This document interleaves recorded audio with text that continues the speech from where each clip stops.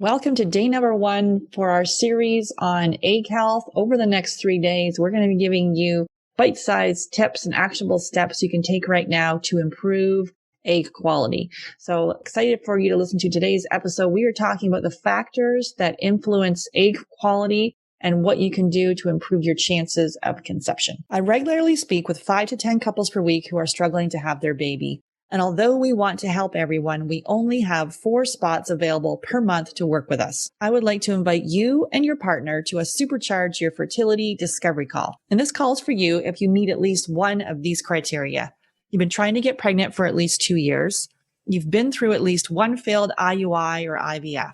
This call is for action takers. If you're not ready and you wait, the risk is you'll need to wait 2 to 3 months for a spot to open up. If you're seriously considering working with us, go to FabFertile, F-A-B Fertile, and click on Book a Free Call. That's FabFertile, F-A-B Fertile, and click on Book a Free Call. Then you'll be all booked in and ready to spend 30 minutes to give you the action plan to getting pregnant naturally. There's a lot of information about which supplements are right for fertility. And like most couples I speak with, you are probably taking a lot of supplements. But are these supplements optimizing or harming your fertility? That's why we recommend professional grade supplements without harmful dyes, fillers, or top allergens so that you can prepare your body in the best way for pregnancy. And as you may know, we take a functional approach to fertility. And while supplements are included in your customized protocols, which are based on testing, they are only part of the equation because there's no pill you can take that will out-supplement the basics, such as poor diet, dysregulated sleep, either moving too much or not enough, and not dealing with chronic stress. So we do recommend basic supplements for both men and women. And these are essential starters that you need to have right now to optimize your preconception health. And I'm excited to offer you a special discount at our Fab Fertile store. You'll receive 15% discount on our professional grade supplements. So simply go to Fab Fertile Store. That's F-A-B fertilestore.com to access the basic supplements so that you can prepare your body for pregnancy success without wasting time and money on supplements that may not be right for you. Go to Fab Fertile Store, that's fabfertilestore.com, and save 15% on your order. Hey there, thanks so much for listening to the Get Pregnant Naturally podcast. And I've got a favor to ask you. If you are enjoying learning about the functional approach to fertility, consider going to iTunes and rating and reviewing the podcast. This is how it helps the show reach more people that are struggling with infertility, knowing that there's another approach that really can get to the bottom of why it's not working in the first place. So all you need to do is, if you're on the app or the desktop, just go in and consider leaving a 5-star rating and leave a review. And there is step-by-step instructions in the show notes showing you exactly how to do that. So if you can just take a few minutes, just take the few minutes right now. You can pause this recording, come back, leave the review. It would really mean the world to me and help others that are on the fertility journey as well. Take care. I didn't need to go to donor eggs. Obviously, I don't regret it. I have beautiful children. I could have done things differently, restored. I was still cycling back in my 20s. I could have looked at my health, the environmental toxins, the stress I was under. Many women are being told their eggs are too old. That's often merely an assumption that's not based on actual evidence. The reason being that there is no direct test of egg quality. You can't test egg quality. It's the man who's got a food sensitivity or he has a zinc deficiency. Like, there can be a root cause to these symptoms that are, quote unquote, period problems, that the doctor will pass you a pill without any question of why. And some part of you knows that if you can reframe your journey from not one of struggle, or if it is struggle, learn how to embrace the struggle. Learn how to embrace it. Most conditions in the child occur during the 9 months of development. It's the genetic switches are turned on or turned off, and they're pre-programmed. So you are in such a powerful, amazing position to do amazing things for your kids. Why is IVF the first step? Because we believe it should be the last step.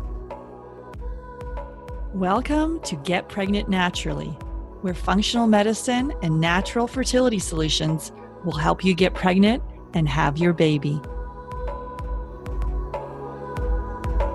Hey there, I'm Sarah Clark, founder of Fab Fertile and your host. I believe the functional approach is the first step for anyone struggling with infertility My aim is to help you get pregnant naturally. Today, I'm welcoming Justine Altman back to the podcast, and we're digging into the factors that impact egg health. It is day number 1 for our series on egg health. And so this episode is for you is if you've already made a lot of changes for your egg health, but it's still not working. You've been told there is nothing that can be done to improve your egg health and that IVF or donor eggs are your only option. You're ready to get to the root cause of the poor egg health and get pregnant naturally. So thanks so much for listening. I'm so thankful that you're here. Make sure you hit subscribe. And if you know someone else who is on the fertility journey, please share this podcast with them. Hey, everybody. Welcome to day number 1 of our series on egg health and how to optimize egg health. There's a lot of questions we get about egg health. Definitely another good episode for you to check out is what to do after you have read It Starts with the Egg and really looking at some functional recommendations. What we would recommend to do after reading that book as well.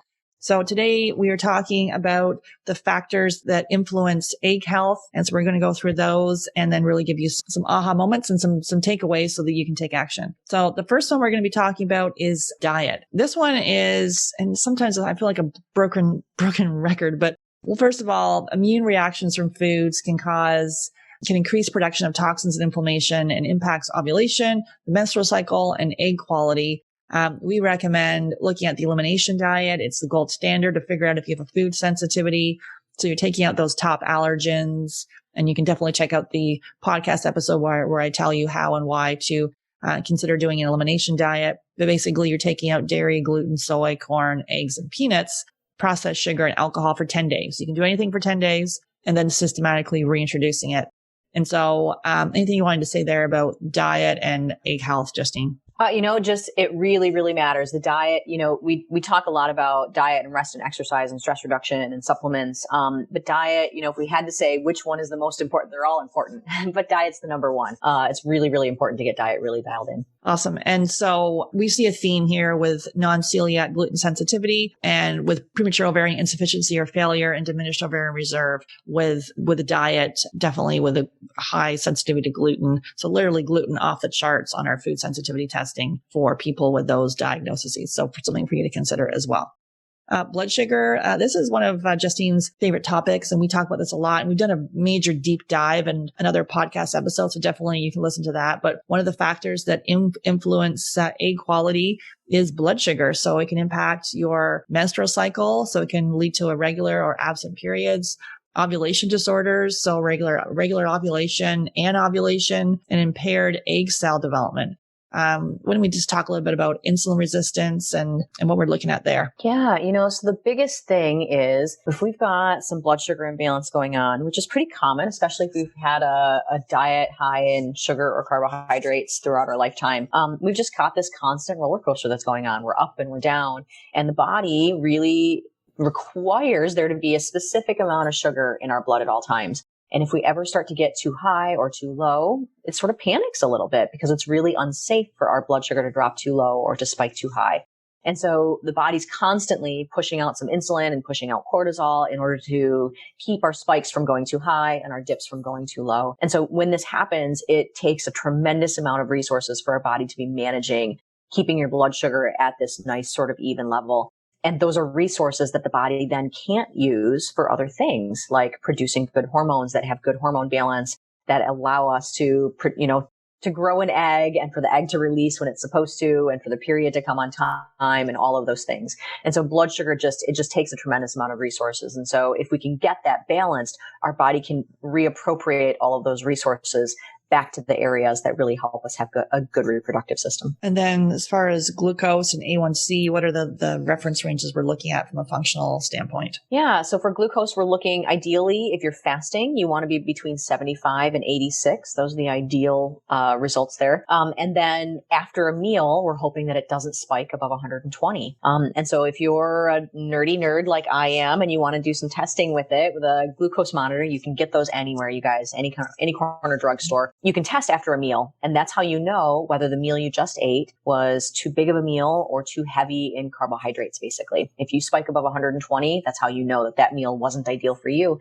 And that's good feedback because now you can make an adjustment the next time around to more fats and more proteins and fewer carbs and see whether you get into the sweet spot there. And then for A1C, we're looking at it being below a 5.5. A1C is sort of an average of how much sugar has been in your blood over the last couple of months. And so it's not something you can change instantly like you can with glucose, but it's something where your result improves over time. The next factor we have is vitamin D. So this helps with egg development, and also studies have found that vitamin D will increase pregnancy rates and lead to better IVF outcomes. This is part of our basic supplement protocol that we recommend, taking D3 and K2. We've done like a deep dive podcast episode on vitamin D, so definitely check out that.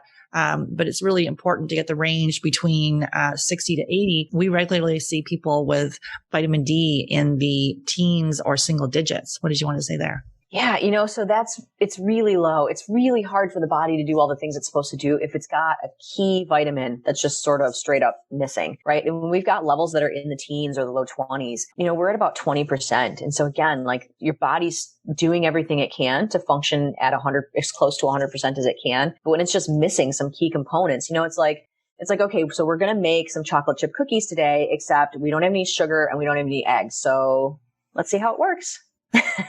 Right? It's the same in our body. It's like we can still make it. We can still maybe get there, but it's not going to be quite the same product as if we had all the ingredients we needed. And so vitamin D is one. The solution is really simple, right? So we go outside a little bit every day. We get some exposure to the sun. We take a supplement if we need to, and we eat some foods, basically just nutrient-dense foods. All nutrient-dense foods have a little bit of all the vitamins and minerals in them. But getting out in the sun is a really important one. And it really makes a difference because it is a hormone and it has impact on all the other hormones. And we always want to dig deeper as to why it's low in the first place, which could be food sensitivities, gut infections, autoimmunity. So it's important to obviously supplement, work with your physician on that and to test the levels. And then also from a functional standpoint, well, why is it low to begin with? Yeah. And this is true with any nutrient deficiencies, right? So if we have any minerals or vitamins that are low, when we see it on testing, it's like, okay, so it's one of two things. Either we're taking in very little, we're definitely not getting enough in the diet, or we're taking in plenty or taking in an adequate amount, but we're just not absorbing enough of it. And so that's true. That's always where our mind goes. It's like, so vitamin D being deficient is one of the root causes, but it's not the root of the root causes, right? It's why is the vitamin D low to begin with. Mm-hmm. And the next factor we have is medication. So we see a lot of people that have been on long-term hormonal birth control, like for years, 10, 15, 20 years being on it. And many times when I ask, why did you go on birth control? And it wasn't for prevention. It may have been for heavy periods, light periods, or regular periods. Something was potentially going on. And then they were recommended the pill. And it might either be for the menstrual cycle, or it could have been for acne. So we see that quite regularly. And then also and then that can then predispose you to food sensitivities, gut infections, mineral depletions, and not being able to absorb the nutrients that you're eating. So you eat that really nutrient dense diet, but you're well fed but malnourished. Another one we see with medications is antibiotics. This was the case for me. I had bladder infections, sinus infections, and for every infection, I took antibiotics and completely, impacted by the health of my gut. So we see that with people taking antibiotics for years for different things. What about the rest of them here? The steroids and the antacids and vaccines. Yeah, so it's basically every one of these kinds of medications has an effect on the body in some way, right? So steroids, interferes with our body's production of cortisol. So it's basically, it's synthetic, it's fake cortisol being our stress hormone.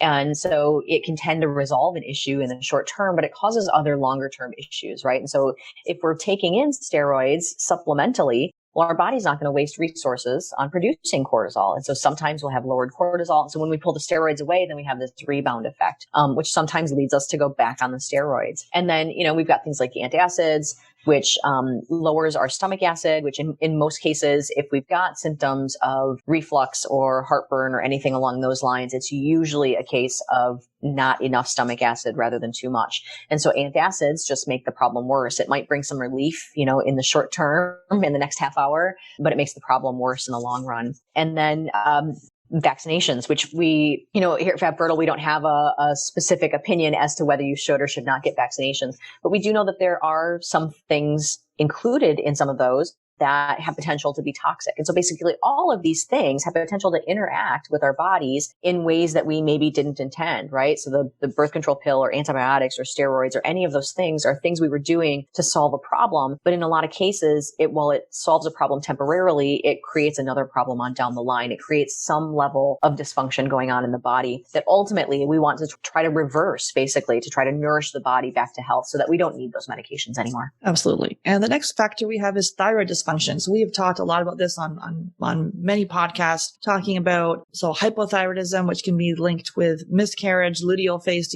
defect, elevated prolactin, Hashimoto's, so difficulty with egg fertilization, subclinical thyroid dysfunction impacts egg quality. So we see this a lot with something going on with the thyroid. Typically, many of the times, either you're being told that they're only looking at the TSH. And so you're being told that's normal. So in conventional reference ranges, there are wider reference ranges. So you could be told it's normal. And functional reference ranges, it could be off. And then also not looking at the full thyroid panel, just looking at the TSH and forgetting about the antibodies and missing the, T3 and T4. And so not doing a full deep dive into the thyroid. And we see this regularly missed and as a factor that can impact your egg quality. Anything you wanted to say there? Yeah, we see this all the time.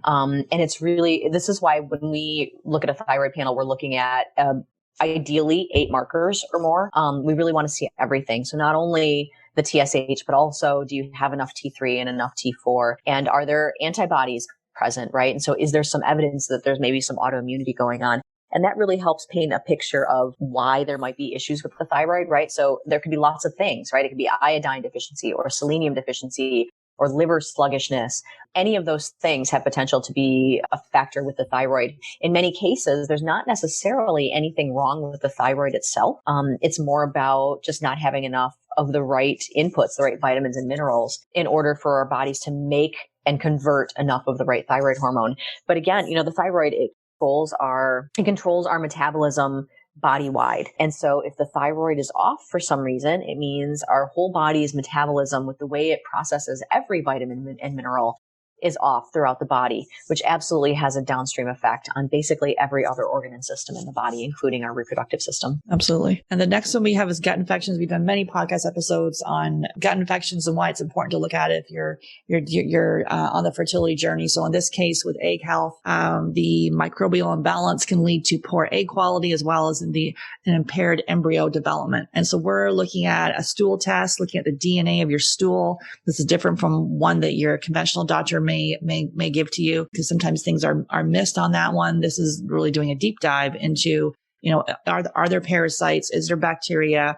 Do you have like an infection like H. pylori? Is there a fungal overgrowth? What has been missed in the gut? And if you have a gut infection, your body is struggling to survive and wants to survive, not procreate. And the reproductive system then becomes, down the line as far as priorities. Anything you wanted to say about gut infections? Yeah, just they matter a whole lot. Again, everything seems like everything we talk about comes back down to the gut in one way or another. But ultimately, our gut has to be in good shape in order for us to digest and absorb all the things we're taking into our body that fuels everything that happens throughout our body, right? And so if our gut's in really bad shape and our absorption is really low, we really run out of resources, right? Because our body just doesn't have all the things it needs, right? We have to constantly feed the system, right? Like we're our own beast that we have to feed constantly, right? We have to feed everything, everything that powers every time our heart beats and every time our lungs expand and contract, every time we move a muscle, that all has to be powered in some way. And the gut has to be in good shape for all of that stuff to happen.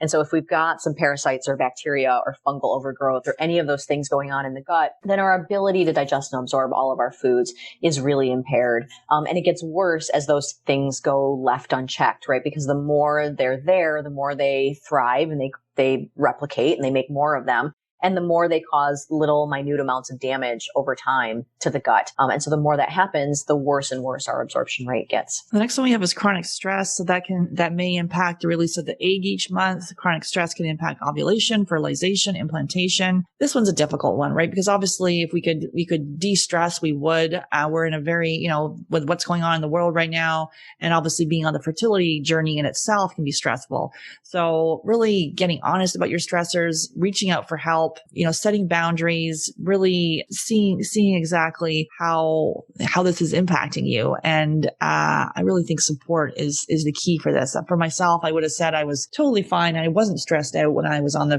fertility journey. And I know for sure that I was. So if you're like a type A, get it done, keep going kind of person, I really encourage you to, see where you can pull back, slow down, and to really, hashtag self-care, but it really is to dig into that self-care piece, prioritize sleep, and, what can you delegate and take off your plate? I agree with everything you've just said that, stress is super important. And we've got to do whatever we can to try to get it reduced. Even if we don't feel like we're overly stressed, it's really important to take care of ourselves in that way. And the last one we have is environmental toxins. We've done many podcast episodes on environmental toxins. Today we'll just talk about a couple.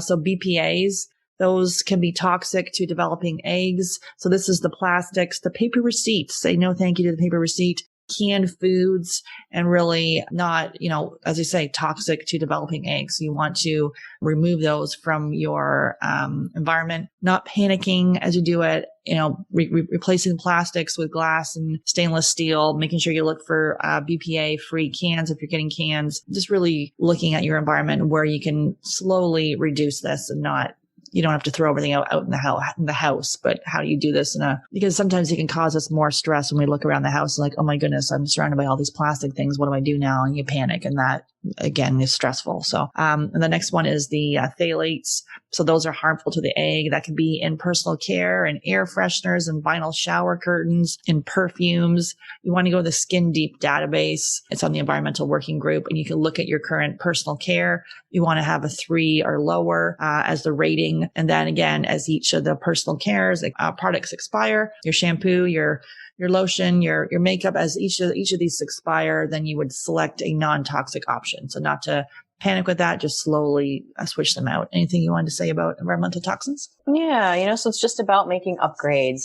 But, these things they're toxic, right? And we call them endocrine disruptors. They have potential to interfere with the production of hormones in our body. But some of them, BPAs, are also what we call a xenoestrogen, right? And so it's very much like estrogen. And so every time we touch these things, so touching plastics, touching paper receipts and things like that, we're actually getting some into our body through our skin, into our bloodstream. And our body treats it like estrogen. And so if you're someone who's dealt with some estrogen dominance, or perhaps has some level of hormone imbalance going on, there's potential that some of these things are contributing to that going on, because it's treating it like it's additional estrogen in our body.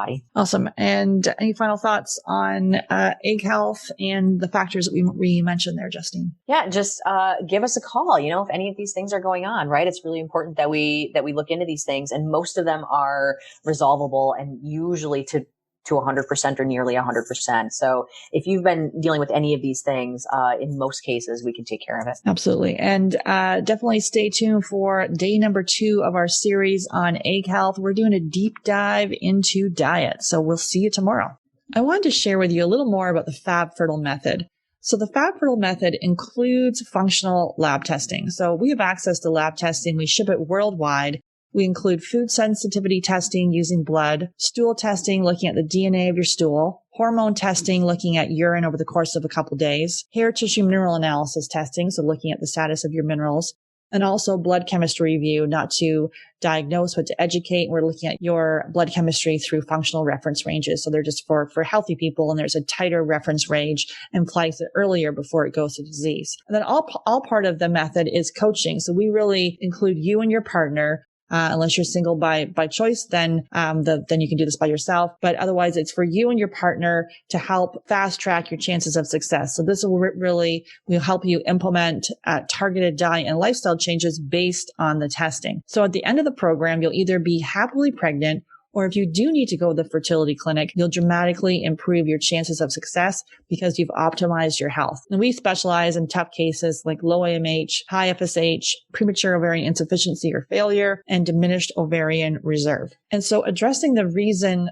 for the poor egg quality or poor egg health is a key for pregnancy success. And so it's looking at the whole body and digging deeper. What are those missed healing opportunities? And so there's really no downside to focusing on your health. You'll either get pregnant naturally, or you improve your chances of success with IVF with your own eggs. So if you're ready to take a targeted, customized, functional approach with your fertility, book a call by going to fabfertile.com. That's fabfertile.com and click on book a free call. This call is for you and your partner. Space is very limited. We have about 4 spots available to work with new couples each month. So go to fabfertile.com and click on book on your free call.